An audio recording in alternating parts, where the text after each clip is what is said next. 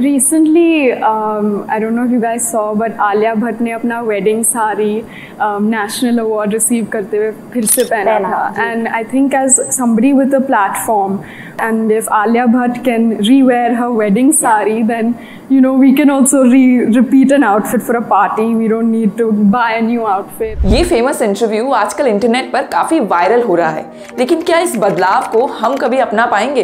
Hello everyone, मेरा नाम है दीपाली और आप देख रहे हैं मिलेनियम टाइम्स।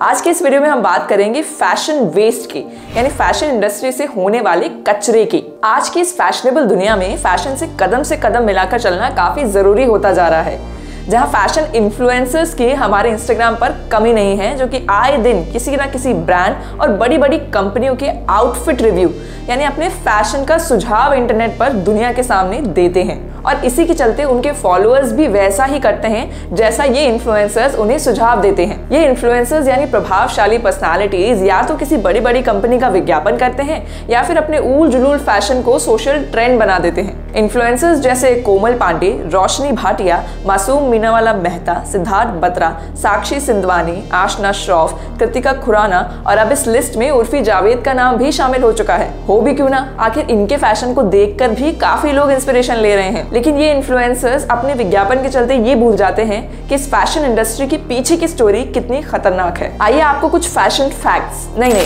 फैशन वेस्ट से वाकिफ कराते हैं। आपने ऐसे कई कपड़े देखे होंगे जिन पर मेड इन इंडिया लिखा होता है। ये कपड़े काफी बड़ी बड़ी ब्रांडेड कंपनीज के होते हैं, जैसे H&M, गैप और ली। इनका बस प्रोडक्शन इंडिया में होता है। अगर हम बात करें तिरुपुर की, जो कि नोयल नदी के किनारे बसा एक छोटा सा गांव है, जो कि 90% कॉटन टेक्सटाइल का एक्सपोर्ट बेस है। ये जगह दक्षिण भारत की पवित्र नदियों में से एक हुआ करती थी, और इसी नदी में फैशन का भारी परिणाम भी आपको देखने को मिल जाएगा।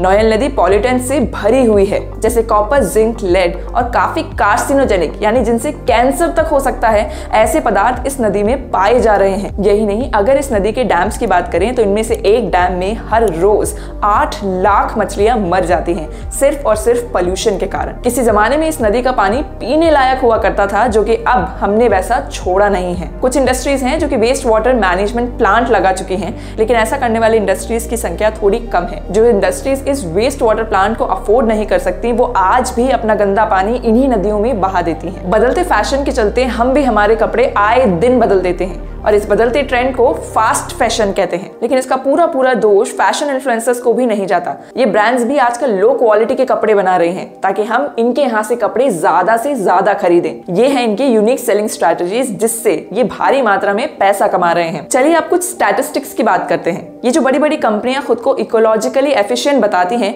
क्या ये सच में ऐसी हैं? अगर हम बात करें H&M की, तो 2019 में H&M ने $4.3 बिलियन का ओवर प्रोडक्शन किया था, यानी उम्मीद से ज्यादा कपड़े बना लिए थे। यही नहीं, इस कंपनी ने 12 टन कपड़े जला दिए ताकि इनके फैशन में एक्सक्लूसिवनेस यानी नयापन बरकरार रहे। वहीं शनेल खुद को क्लाइमेट कॉन्शियस ब्रांड बोलता है। इसका मतलब ये नहीं कि शनेल के कपड़े बायोडिग्रेडेबल हैं। इसका मतलब ये है कि Chanel $35 million solar power plant में डोनेट करता है लोअर कम्युनिटीज के लिए। वहीं अगर बर्बरी जैसी मशहूर ब्रांड की बात करें तो ये भी कहां पीछे रह गई।